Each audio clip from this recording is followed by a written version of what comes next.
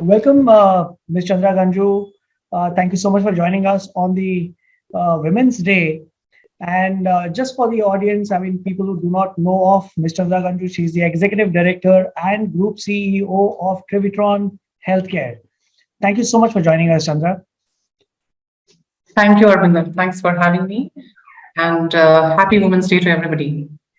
Welcome, Chandra, to BW Healthcare World and BW Wellbeing World. Today is a World Women's Day, and one of the questions that comes to our mind is that while we see that healthcare is far beyond other sectors when it comes to including women in the workforce, we've seen a lot of lady doctors, we've seen women in nursing, support staff, etc. But there aren't too many women when it comes to healthcare business leaders. What could be the reason, and what is your observation about this? I think my first observation will be that it's not only healthcare, it's every industry.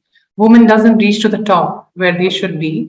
And if you see worldwide data, I think 20% of the women are in leadership team in healthcare worldwide, but only 5 to 7% reach to this really CXO level. So there is definitely a disconnect, but I still want to put it very simple because I want to see it's very straight without getting into too many complications or gender issues that somewhere, I mean, women has not been given that credit what it should have been, not only in healthcare and overall in all the industries.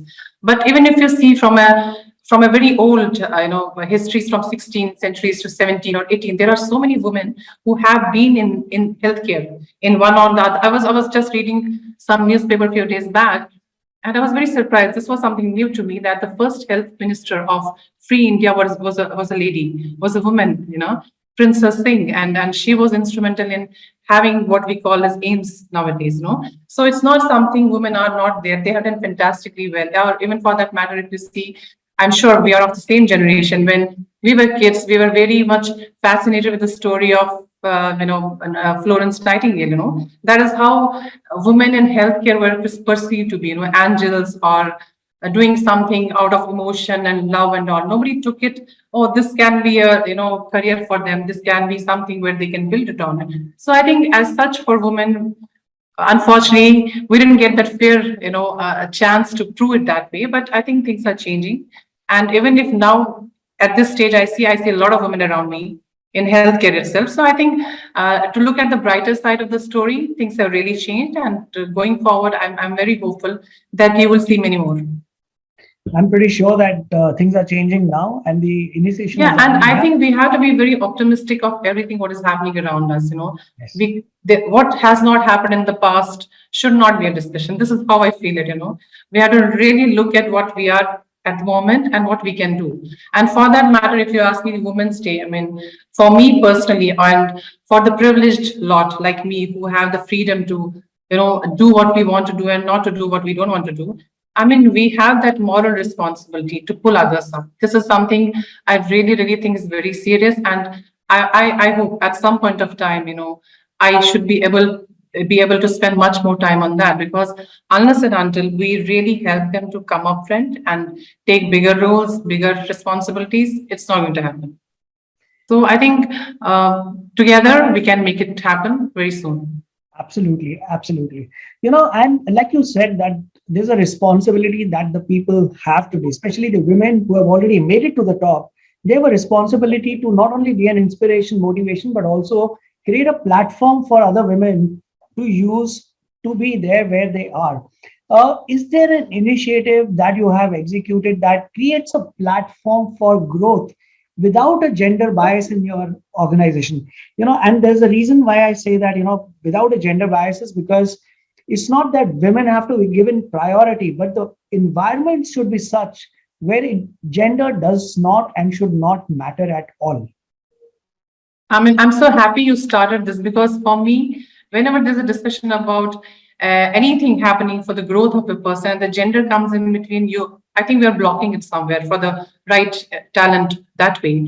So for me, on a personal as well as a professional angle, if I see it that way, there are a lot of things what we as an individual, as an individual and as a company we are doing. And I'm so happy to share with you that most of the leadership people in this company are homegrown, It's not something we go out and start hunting. I mean, they have started their careers either, or they have come as managers or middle managers. And today I see all of them, either the CEO of the companies or they are in the CXO. So I think we are doing right things because, the person can be aligned with your goal and with your dreams, provided they know you, they know the structure, they know the setup, they know everything about the company. And it happens only when you really grow them up, when you are there inbuilt in your system. So I think we are doing enough for that and very happy. In fact, in our international verticals, I mean, I have my other colleague who's also CEO of our Turkey entity. So we are giving good opportunities for people to come up and grab it.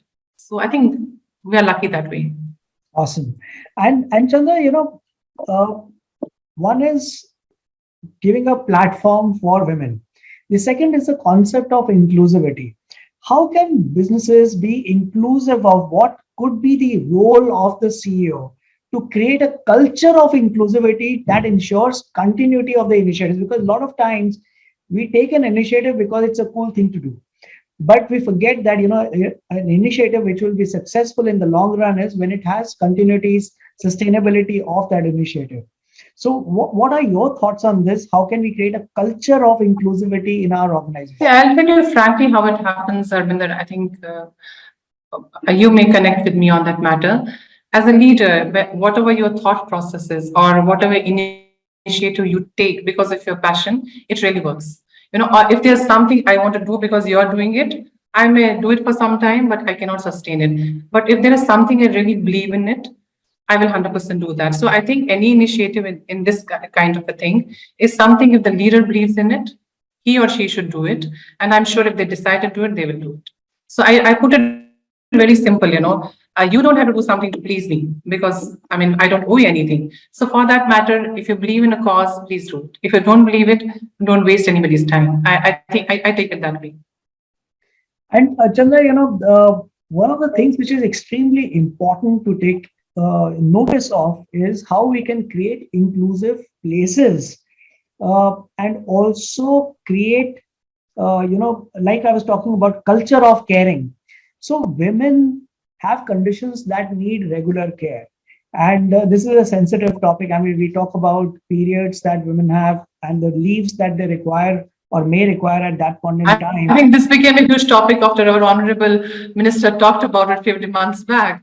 Yes. So I And hope we are not getting into that kind of a no, discussion. no, no, I'm not getting into a debate, but I'm because as a leader, there are a lot of issues that we deal with. One is the periods, and second is at a later age, there is menopause that women are dealing with. These are certain things men do not understand because they don't have to deal with it, right? But this impacts and the counter argument at many times in an organization from the HR perspective is that it affects our working hours, days at work. How can the culture of care be created so that we create a humane approach and without affecting the productivity in an organization? See, I personally think it's all doable, provided there's a transparency in the system and you know exactly what I'm doing. See, if my intention is that, okay, if I have a female employee and she has some issues because of her health or anything happening with her periods or anything else, as not me as a CEO, but the system takes care of it, whether it's the HR or it's a manager, they know what is the problem and they manage it well. I think it's manageable. But on the other side, if I get into human rights and hue and cry and okay, this is my right, this is not, I think it's not workable because every company cannot afford it. See, if you're a huge multi-trillion company, maybe you can afford to have holidays, you can afford to give free time, all those things. But if you're a startup, or if you're a company who is still starting, I don't think this all is possible to do it. So I think it all depends how you want to manage it with your team. So that's why it's a very, if you ask me, for us at least as an Indian company, where our values are very Indian, where Indian in the sense that we believe in care and share of pain and gain. In this kind of a structure, I see it happening more often, that where I take care of you or you take care of me, without getting into long discussions and getting into caregiving theories and policies and all. This is my personal, I'm not saying you have to agree with me, but at least this is how I have run the organization, that where we are all together, there's an issue, we are all together. There's not an issue, we work together, you know. So, and for me, if you ask me for being a female CEO, you know, unfortunately, I don't connect with that because ours is a different generation, you know, where whatever said and done, we had to go through it, you know. We had a different time where there was nobody would hear you out, you know, even if you want to talk about it. There was no open forums where you could talk about it. So for me, it's very normal. But I know the new generation, I mean, they have different, expectations from the organization. So we try to manage it by being with them when they need us. Otherwise, I think it's going on well. And Chandra, another perspective is that uh, women are expected to multitask, or they are, that's the mindset that usually people have. And they But I'll tell you, not expected. Women love to do multitasking. If you don't give us multitasking, we'll be bored to death. I think that is something in our genes. I'm not joking. No, As far absolutely. as I know, a lot of people, I mean, I interact with a lot of women. If you give them one job and ask them, okay, do it, I mean, forget about it. I mean, she will not be productive at all. You give me 10 things to do and then tell me, okay, by evening you have to go and shop for your home. I'll be very happy. So I think we have to accept women is different from men, you know. So Absolutely, there is, our absolutely. And genes are this is completely for the different. positive. This Yeah, is for the positive. But very when positive. yeah, but when I'm talking about multitasking, I'm talking about their contributions. Usually are not uh, economically accounted for, because also what is, when I'm referring to multitasking, is they have the corporate life, something that they want to pursue, but they are also expected to manage the home side of affairs.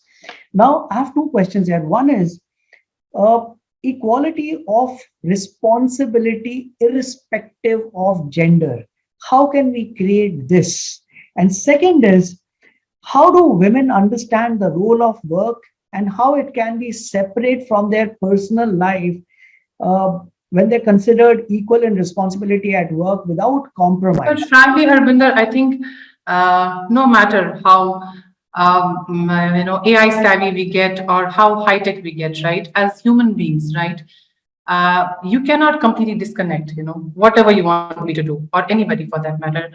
What I mean to say, if I have my task, my professional task, I have an assignment to finish by, let's say, 12 o'clock at night, right? I still will make sure that I get some time to talk to my kids and do something for my home, you know. And I won't say it's only for women. I'm sure as a father, you will exactly do the same thing, right? So first thing is, I don't think we can disconnect, and we should not disconnect. If we disconnect, then we are robots. You don't need me. You don't need humans for that. I think let us behave like humans, you know. If I crash by doing hard work, let me crash, because next day will be more energetic for me. I take it that way, you know. So coming back to the roles and responsibilities, I think things have changed. I still remember looking at my time when I was young and my father was active at home. His contribution at home, I remember it, was more of talking and guiding and doing all that, and maybe the outside when you have to go to the market. But when I shift to my time, you know, I see how my husband contributes at home. It's absolutely fair. And if I'm tired, he will do the kitchen. If he is tired, I'll do the kitchen. You know, it's as simple as that. And I'm sure that has really passed on to my both the sons. I see them working. They are in hostel. They do everything. So I think with generations, things will definitely change, and things are changing. It's a good side. And like I told you, let's not look at the past. You know, because past has been based on a lot of things, a lot of things which was not in our control, and people who have different thought processes, right or wrong, we don't want to debate.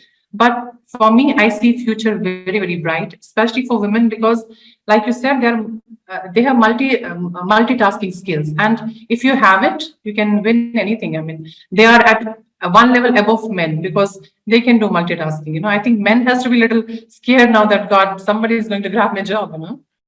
Yeah. Absolutely. Chandra, before I let you go, my last question to you is that how can women in leadership positions leverage their influence and perform to advocate the inclusive policies and practices that address the systemic barriers and promote greater diversity? Because, I think you that's know, very important. Yeah. And I think we are still lacking on that. I mean, that is something, especially in healthcare. If I talk about healthcare in India, let's talk about it. We are lacking. I mean, there are so many women at leadership roles in healthcare in India.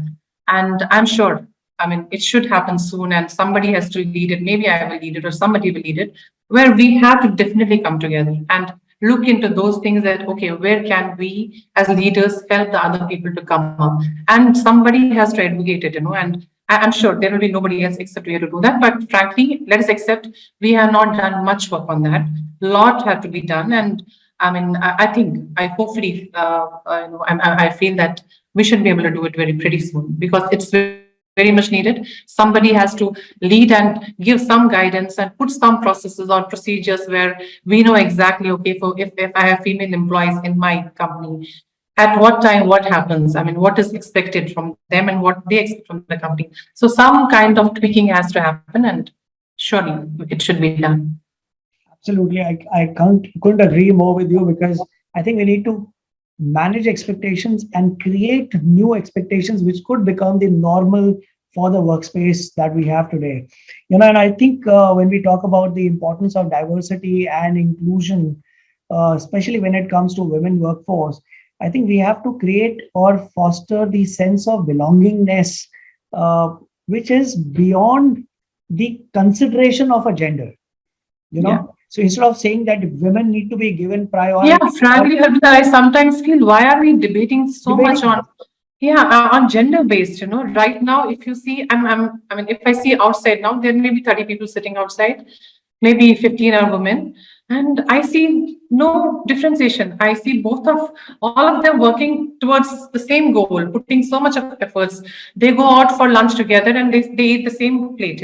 So I Yes, don't think we as somebody at the authority should try to differentiate it that way. If we look at them as, okay, they are doing their job, I had to help women, I have to help men to grow up, I think we can reach success faster absolutely. without putting anybody in trouble. Absolutely. I think that my biggest takeaway after this conversation is that we should work towards, if we have to do something, we should actually create and cultivate an environment that is fueled by values and performance and abilities rather than anything else which has got nothing to do with it. Exactly. I think that's how we have grown up. That's what we have seen. So obviously, what I have seen, I will definitely pass it to the new generation. So it all depends what you want to look at. You want to see a wall, you will see a wall. You will break your head. If you want to see a door next to the wall, you will pass it through. So I think without getting into the gender discriminations now discussions, we should also look into, okay, how can we collaborate? It has to be oneness together. Absolutely. Thank you so much, Mr. Chandra Ganjoo, for taking our time to talk to us on this special It day. is a pleasure. It's always a pleasure to talk to you. Yeah.